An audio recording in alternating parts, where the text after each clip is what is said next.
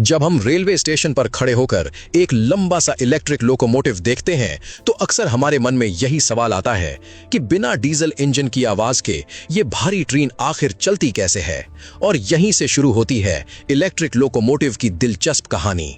Electric locomotive की ताकत का असली स्रोत ऊपर लगे ओवरहेड इलेक्ट्रिक तार होते हैं, जिनसे ये सीधे बिजली लेता है।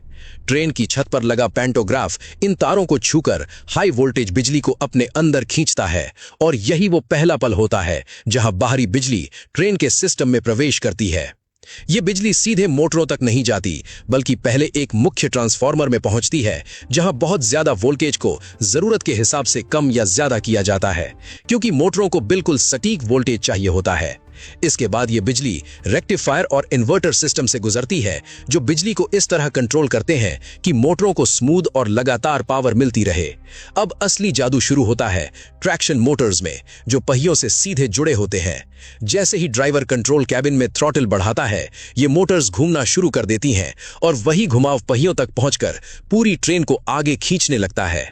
खास बात यह है कि इलेक्ट्रिक लोकोमोटिव में गियर सिस्टम बहुत मजबूत होता है, ताकि धीरे धीरे खड़ी ट्रेन भी बिना झटके के चल सके। लेकिन सिर्फ चलना ही काफी नहीं होता, इतनी बड़ी ट्रेन को रोकना भी उतना ही जरूरी होता है। इसलिए इसमें इलेक्ट्रिक ब्रेकिंग सिस्टम लगाया जाता है। जब ड्राइवर ब्रेक लगाता है तो मोटर्स जनरेटर की तरह काम करने लगती हैं और ट्रेन की गति को बिजली में बदल देती हैं, जिसे या तो सिस्टम में वापस इस्तेमाल किया जाता है या सुरक्षित तरीके से डिसिपेट किया जाता है।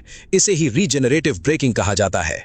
इससे न सिर्फ ब्रेक घिसते कम है, बल्कि ऊर्जा की भी बचत होती है।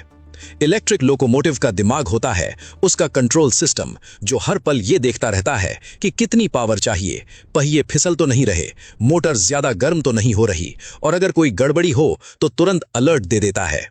अंदर लगे सेंसर लगातार तापमान, करंट और स्पीड को मॉनिटर करते रहते हैं, ताकि ट्रेन सुरक्षित और कुशल तरीके से चलती रहे।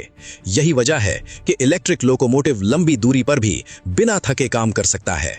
डीजल इंजन की तुलना में इसमें कंपन कम होता है, आवाज कम होती है और प्रदूषण भी नहीं होता, इसलिए यह पर्यावरण के लिए ज्यादा बेहतर माना जाता है। 3D एनिमेशन में जब आप दिखाते हैं कि कैसे ऊपर से बिजली नीचे मोटरों तक जाती है, फिर मोटर पहियों को घुमाती है और पूरी ट्रेन धीरे धीरे रफ्तार पकड़ती है, तो दर्शक को यह समझ में आता है कि यह सिर्फ मशीन नहीं, बल्कि बिजली, इंजीनियरिंग और इंसानी सोच का एक शानदार मेल है। जब ड्राइवर कैबिन में बैठकर एक लीवर को थोड़ा सा आगे करता है और हजारों टन वजन वाली ट्रेन चल पड़ती है, तो यह एहसास होता है कि सही तकनीक के साथ ऊर्जा को कितनी खूबसूरती से कंट्रोल किया जा सकता है। यही कारण है कि आज आधुनिक रेलवे का भविष्य इलेक्ट्रिक लोकोमोटिव में देखा जाता है, क्योंकि ये तेज है, भरोसेमंद है और आने वाली पीढ़ियों के लिए ज्यादा सुरक्षित और टिकाऊ विकल्प है।